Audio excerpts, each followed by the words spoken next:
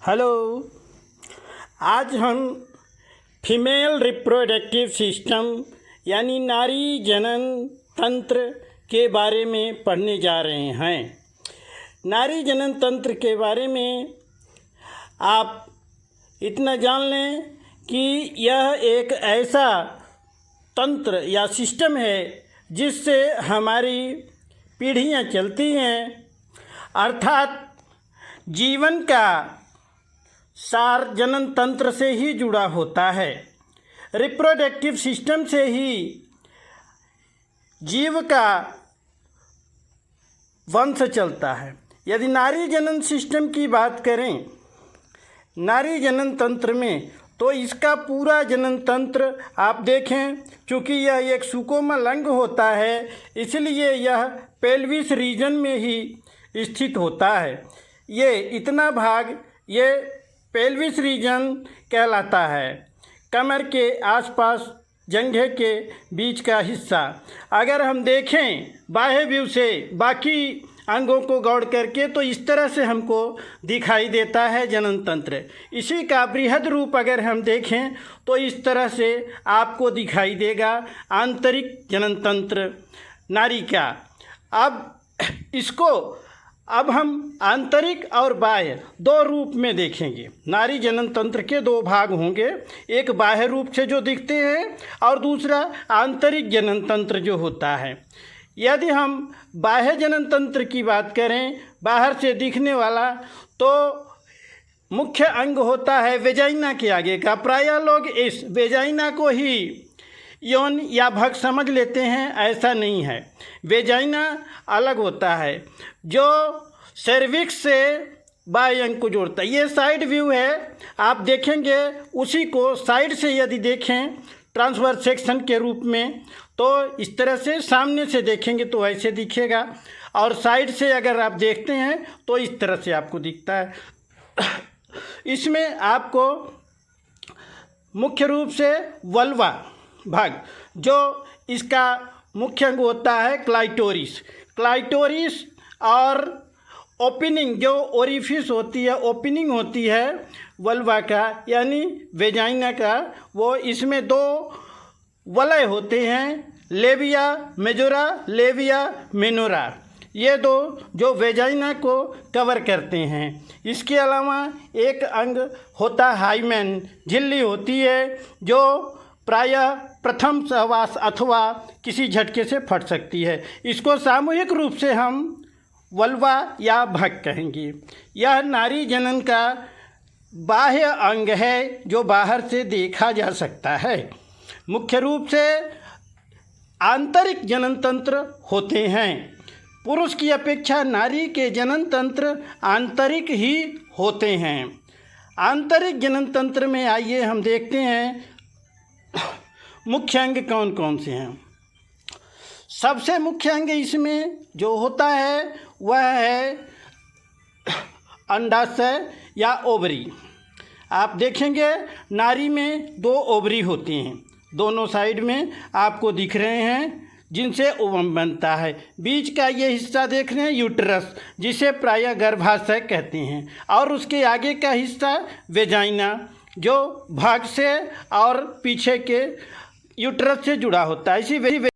यही ओपनिंग जो होता है मार्ग, यही वेजाइनल ऑरिफिस कहलाता है, जो वेजाइना से सर्विक्स की ओर मिलाता है। सर्विक्स यानी गर्भाशय का अगला हिस्सा, गर्भाशय मुख जिसे कहते हैं, यह सर्विक्स है। सर्विक्स के पीछे का हिस्सा यही सर्विकल कैनाल आप देखेंगे, और पीछे का ये यूट्रस यानी गर्भाशय, जिसमें एम्ब्रियो पलता है, बढ़ता है, उसका विकास होता है एम्ब्रियो का।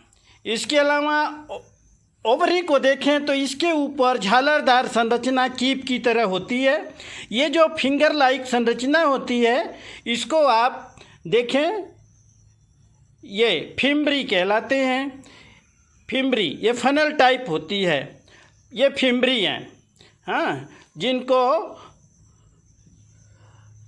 ओवरी को कवर किए रहते हैं। ये ओवरी को कवर करके ये रखते हैं। इसी के ऊपर का ये हिस्सा होता है जिसको एस्थमस कहते हैं और दूसरे हिस्से को इन्फेंडिबुलम कहते हैं, नीचे एम्पुला होता है। इन सबको मिला करके फेलोपियन ट्यूब बोलते हैं, जो एक नलिका के समान होती है। इसी से होकर के ओवम आगे ओवरी में आता है। इस तरह से ये सामूहिक संरचना पूरा ओवरी कहलाती है, जिसमें फेलोपियन ट्यूब जुड़ा होता है। अब यह यूट्रस बीच का हिस्सा जो मजबूत नारी का एक जननांग होता है और इसकी मजबूती का कारण है 3 स्तरीय इसकी बनावट। आप देखेंगे पेरीमेट्रियम, मायोमेट्रियम, एंडोमेट्रियम, ये 3 स्तरीय इसकी बनावट होती है। ये तीनों मिल करके इसको मजबूती प्रदान करते हैं। 3 स्तरीय इसकी संरचना होती है। नारी कहा जाता है नारी का गर्भाशय सबसे मजबूत अंग होता है। अब हम साइड व्यू से देखें उसी को, तो वही यूट्रस आपको यहाँ साइड से इस तरह से दिखाई देता है, जैसे बैलून होता है। यह सिकुड़ा हुआ अवस्था, बड़ा सा आपको बैलून फुलाने पर होता है, लेकिन सिकुड़ी अवस्था में थोड़ा सा होता है। उसी तरह से ये यूट्रस भी छोटा दिखता है, लेकिन प्रेगनेंसी के दौरान जब एम्ब्रियो का डेवलपमेंट होता है तो इसमें स्वेलिंग आती है या बढ़ता है, साइज में बढ़ता जाता है, जिसके कारण बेली में, पेट में उभार आता है। इसके पीछे का हिस्सा ये रेक्टम होता है। इसके ठीक पीछे रेक्टम स्थित होता है मलाशय, जो आगे यहाँ से बाहर निकलता है, जिसको मलद्वार या एनल पोर कहते हैं। एनल पोर ये है, ये मलद्वार है। और ये वेजाइनल ओरिफिस है। और इधर लेविया मेजोरा, लेविया मिनरा, क्लाइटोरिस ये अंग हैं। और ये यूरेथ्रा यानी कि मूत्र का निकास मार्ग, एक छोटा सा छिद्र होता है वेजाइना के ऊपर, ठीक वेजाइनल ओरिफिस से ऊपर होता है। और ऊपर एक थैली होती है मूत्र की, जिसको यूरिनरी ब्लैडर कहते हैं। इस प्रकार से यूरिनरी ब्लैडर से यूरिन निकल के यूरेथ्रा के माध्यम से बाहर निकलता है। ठीक उसके पीछे वेजाइनल ओरिफिस होता है और इसके ऊपर क्लाइटोरिस होती है। और आप जानते हैं यूरिन क्या है, ये सीधे यूरिनरी डक्ट के द्वारा छना हुआ उत्सर्जित पदार्थ होता है, किडनी से छन करके लिक्विड के रूप में एकत्रित होता है यूरिनरी ब्लैडर में।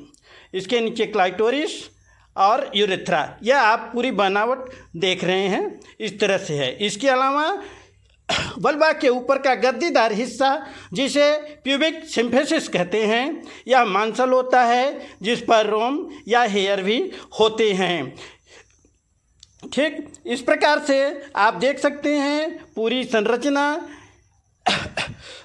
इतनी जटिल भी नहीं है कि आप ना समझ सकें, लेकिन हाँ ये है कि आपको कंसंट्रेट होना पड़ेगा कि एकदम सामान्य सी संरचना है, जिसके मूल रूप से 3 ही कार्य हैं।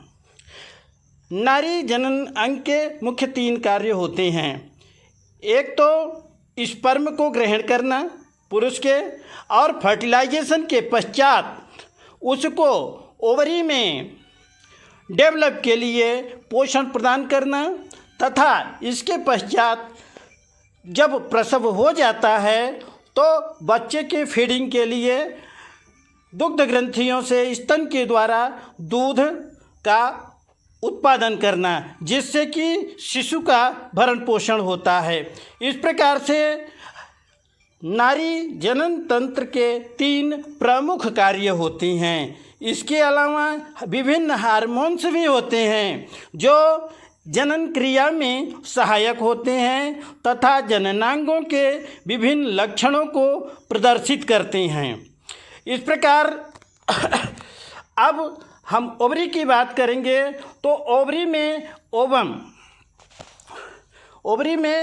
ओवम बनता है। ओवम बनना उचित नहीं है, हम यूँ कहें कि ओवम परिपक्व होता है, मैच्योर होता है। ओवम तो गर्भस्थ शिशु में ही बन जाता है। जो मादा शिशु होती है वो गर्भ में तभी ओवम का निर्माण हो जाता है, किंतु वो ओवम अपरिपक्व होते हैं और ये परिपक्वता प्राप्त करते हैं। लगभग महीने में एक ओवम प्रोड्यूस होता है, मैच्योर होके निकलता है।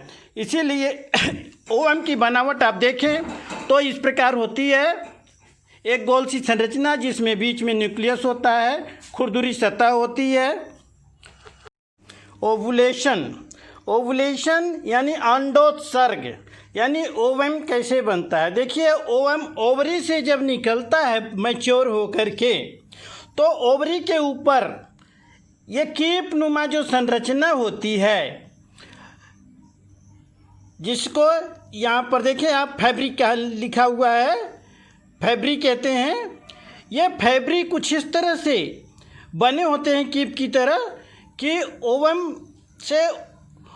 उनसे बाहर नहीं जा पाता, बल्कि फैलोपियन ट्यूब से होता हुआ उसमें गिरने के पश्चात सीधे यूट्रस से होते हुए सर्विक्स में आ जाता है, यानी गर्भाशय मुख के पास आ जाता है।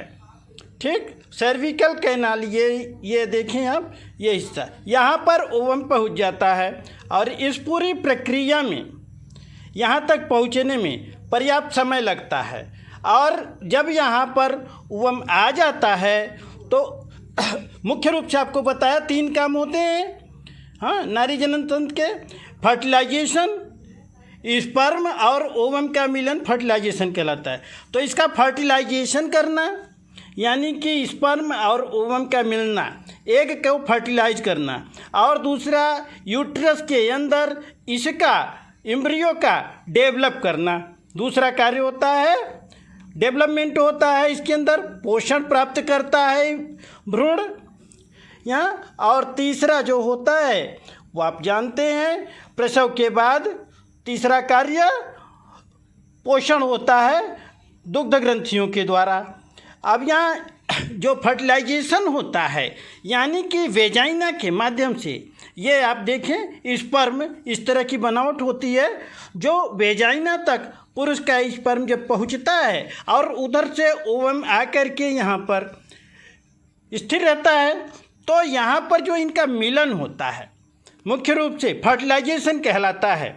तो स्पर्म और ओवम का यदि मिलन हो गया तो फर्टिलाइजेशन हो गया, और वह ओवम अब जाइगोट बन जाता है, जो कि पीछे खिसक कर यूट्रस की दीवार से चिपक जाता है।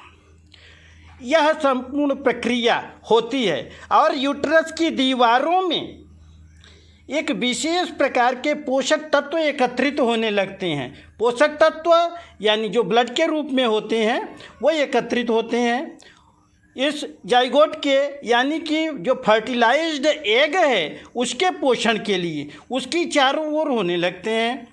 और सपोज यदि एग का फर्टिलाइजेशन नहीं हुआ तो इसकी दीवारों में जो पोषण इकट्ठा होता है ब्लड के रूप में, वह निष्क्रिय हो जाता है। 4 या 5 दिन तक एग यहाँ पर वेट करता है सर्विकल कैनाल में, फिर यह निष्क्रिय हो जाता है या डेथ हो जाता है। इसके बाद एग निष्क्रिय हो करके इस वेजाइनल मार्ग से शरीर से बाहर निकल जाता है, क्योंकि उसकी उपयोगिता नहीं रह जाती। और फिर उस एग के लिए यानी एम्ब्रियो के लिए यूट्रस की दीवारों में जो पोषक तत्व इकट्ठा है, यहाँ पर यदि फर्टिलाइज्ड एग होता तो वह पोषण प्राप्त करता जो यहाँ पर पोषण इकट्ठा था। और किंतु ऐसा नहीं होता है तो पोषक तत्व वह प्राप्त नहीं कर पाता है, क्योंकि एग निष्क्रिय हो गया। तो वह एग या ओवम जो यहाँ पर चिपका होना चाहिए था नहीं है, यदि निष्क्रिय हो जाता है तो उसके पोषक तत्व भी किसी काम के नहीं रह जाती। और पोषक तत्व दीवारों में ब्लड के रूप में एकत्रित रहते हैं। तो इसी मार्ग से यानी कि सर्विकल मार्ग से ही, सर्विक्स से ही यह ओवम बाहर जाता है और पोषक तत्व भी इसी मार्ग से बाहर निकल जाता है। इस तरह से यह संपूर्ण प्रक्रिया, यह पोषक तत्व का निकलना मासिक धर्म कहलाता है, या मेंस्ट्रुअल साइकिल या मेंस्ट्रुअल पीरियड या माहवारी या अन्य नामों से पुकारते हैं। चूँकि यह प्रक्रिया लगभग 1 माह में पूरी होती है, एक बार से दूसरी बार ओवम का यहाँ पर आना और फर्टिलाइज होने के लिए तैयार होना, इसलिए इसको मासिक चक्र कहते हैं, क्योंकि यह पूरा पीरियड 1 महीने का लगभग होता है। यही आर्तव चक्र है। आपको नीचे ही समझ में आया होगा और पढ़ते रहिएगा। पूरे नारी जनन तंत्र को समझने का प्रयास करिएगा। उम्मीद है कंसेप्ट क्लियर होगा। Okay, bye.